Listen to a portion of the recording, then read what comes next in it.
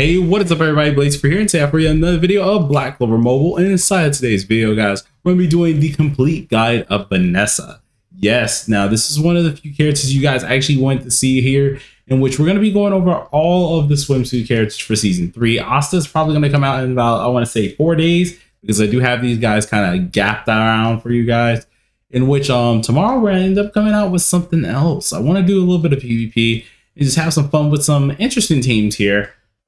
See if we're gonna enjoy them here. But for the most part for this video, guys, you're gonna have your complete guide here, in which we're gonna be going over the grimoires best to be used each one here. And this is also thanks to Hermes as well, because for now, right now, I'm still missing Vanessa in my box. We only got Charmy at the moment, but I am getting Vanessa out of the key area here, in which I'm actually almost finished doing. I actually could have gotten done with this a minute ago, but didn't get done with it just yet because I actually gotta do some other things first. But I was going back and forth. Originally had Charmy here, reset it, so now I have Vanessa. But let's go ahead and get straight into the video. Now, for some of you guys, you have been wondering how to get at least Vanessa fully built here, what she needs to do here, and pretty much the utility of this character in total. Now, when it comes down to this character, we're going to be looking at Mr. Hermes' thing here. So there we go. We got our list thing there. You guys should have saw a black screen for a quick second. But I ended up actually fixing the whole black screen situation, so you shouldn't have to go through that anymore.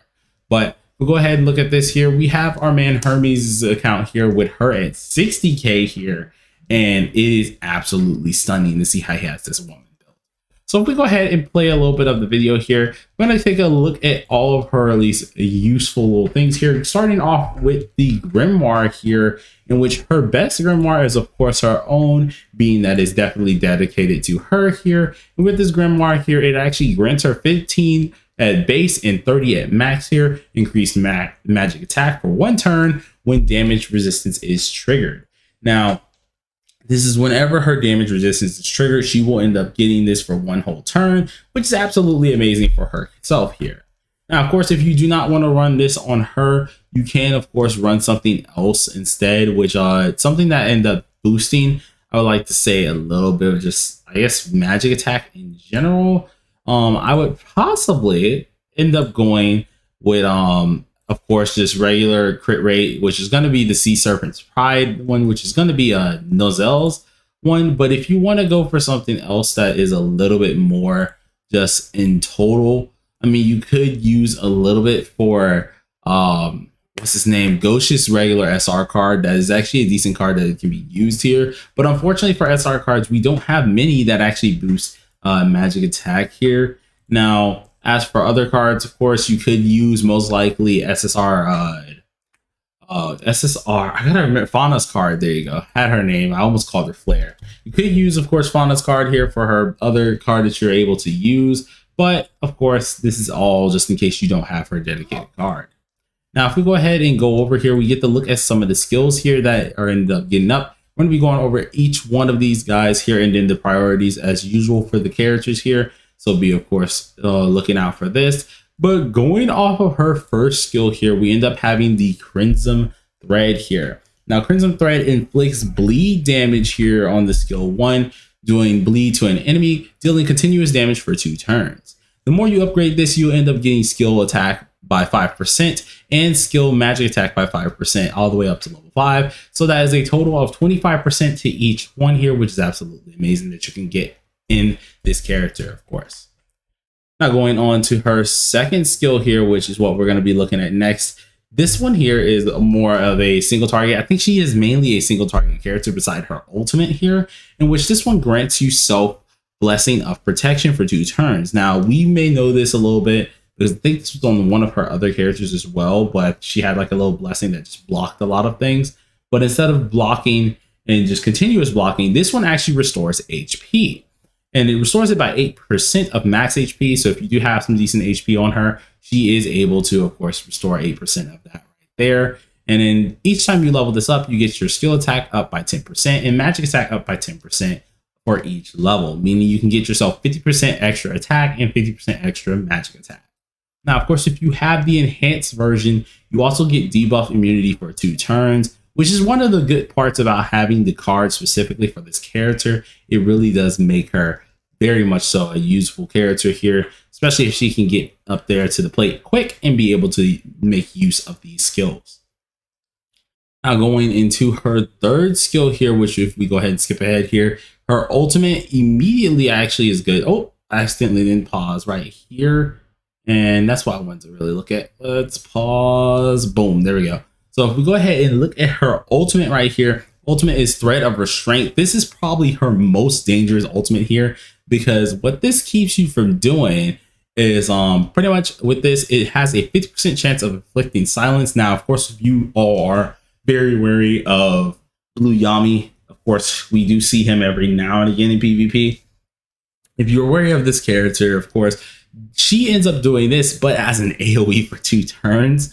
And every time you upgrade it, of course, the skill damage and skill magic attack damage here is up by 10%, being 50 on each one, but it will seal all your skills except for skill 1.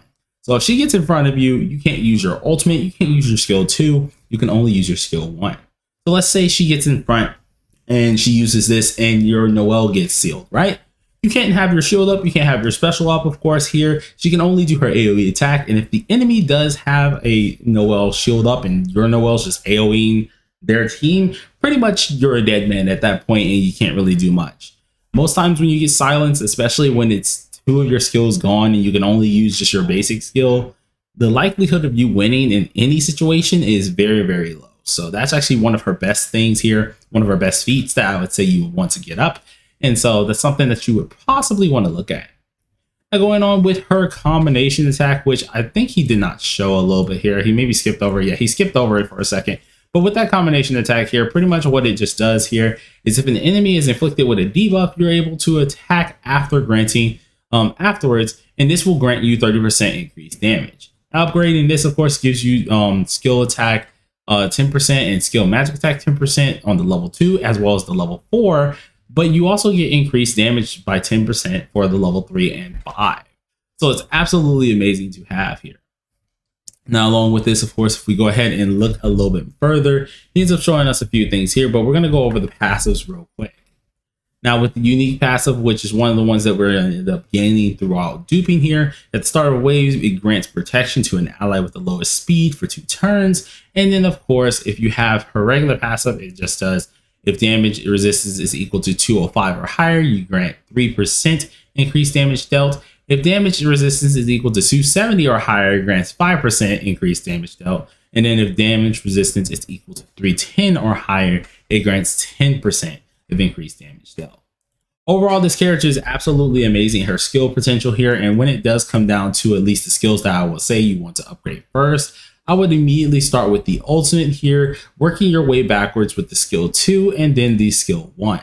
Now, of course, skill 1 could be more prioritized than skill 2 at times, but I would definitely say, seeing that you do have the card on that skill as well, it might be best for you to get up the skill 2, then the skill 1, and then of course the chain ultimate, as always, is usually optional.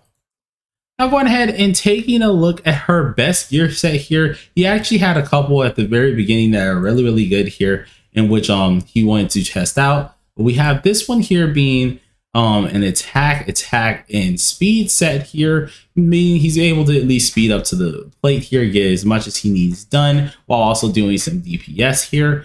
This is actually one of the few that's pretty dang good, but of course, he ends up switching it and showing you guys a little bit other things that you can possibly do. So instead of having more of the defensive looking here, in which you have 2 different attack, at least speed sets here, which he was using the normal type one, he swapped over to the enhanced version, in which I definitely say is way better. Now, of course, if you wanted to optimize this character the best way possible, I would say try to run an enhanced attack one, 2-piece on the actual, what's it called? 2-piece on the real speed, as well as 2-piece on the second speed, or at least the non-enhanced speed. And then, of course, if you really wanted to try and make sure no matter what she's going first, you can do at least a 2-piece for the attack set and then a 4-piece for the speed set, making sure she goes up to the plate as fast as possible once she is buffed. I think the 4-piece and the 2 attack pieces actually is going to be her best set here.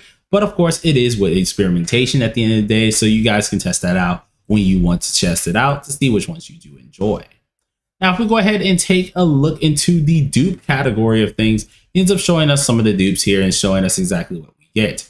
Now, going over the first dupe here, this is pretty much what I was talking about with the unique passives here, in which gives you the 205 and 270 type of deal when it comes down to the damage res. And then, of course, once you get to the higher one here, you're able to get way more damage resistance and increased damage, which is the 310 at start out 5.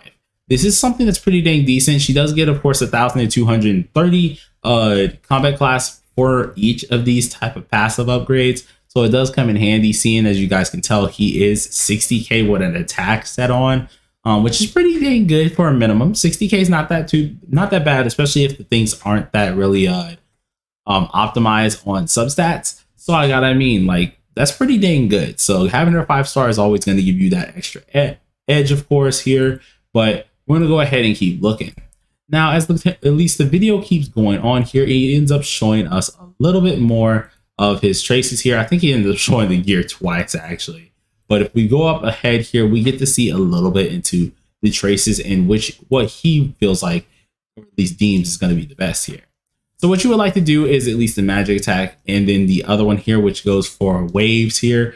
I don't really much agree with this here. I feel like for her best traits, you would want to be going with the ones that increase overall damage, which I would suggest would be the one at the very top here. Those two at the very top should be the best ones that you want to go for, getting up your damage around. Then what you have with the defense ones here, you have yourself a 20% defense increase, and another one going for waves. Then lastly, you have yourself the health regen as well as SP regen, which is absolutely amazing. He unlocked all of these, of course, because you want the middle ones to be happening here. So for at least the middle traits here, or the middle one for the attack, I would definitely suggest attack and magic attack to be that one, and which is what he has currently. Definitely want to min-max her damage as much as possible. And then for her other one here, it looks like he ends up having a defense, or either he has himself something else right there, which I have to actually look into that for the icon. But I'm pretty sure you want to have yourself defense on her. Really, you don't really want to run too much of anything else on her. I mean, you could have like crit res or something down there, but I wouldn't suggest it. I feel like defense would definitely be the best choice. And then for her other choice, you definitely want to have speed in order to give her that extra edge to try to get up to the plate and immediately have that silence. Speed is definitely going to be key with this character, seeing that she needs to get off her silence. And if she can get that off, the rest is smooth sailing. Now, of course, we do have one more little thing that you guys can possibly look at here, and which is going to be ending up being the PvP side of things. He did record a little bit for us, just a fast little type of deal. But as you see, we want to go ahead and get the buff off, or at least, oh, that's the enemy here.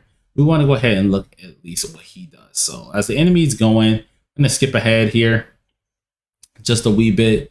And as you can tell, things are going pretty well, but what you want to do is hit that ultimate off the bat.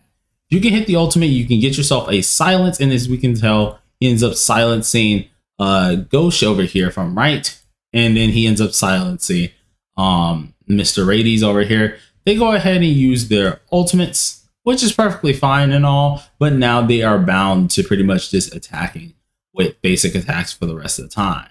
This is something that now pretty much they can't do anything about, and it just makes it an easy picking for him. Unfortunately, he ended up killing Noelle a little bit early, so he couldn't really show you guys exactly how it would go out perfectly versus just a person who actually gets their characters locked and their AoE and stuff like that.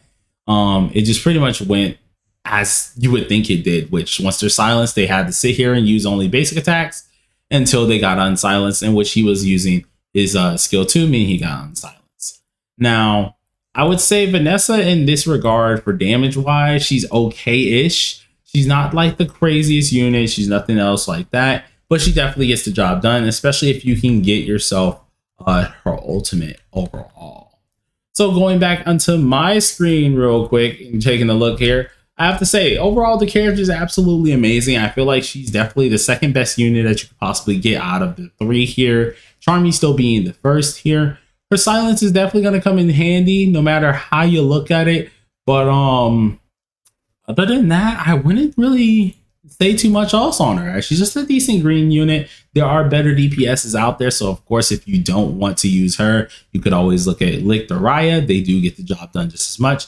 But overall, she is a good unit, and this is how you build her all the way correctly.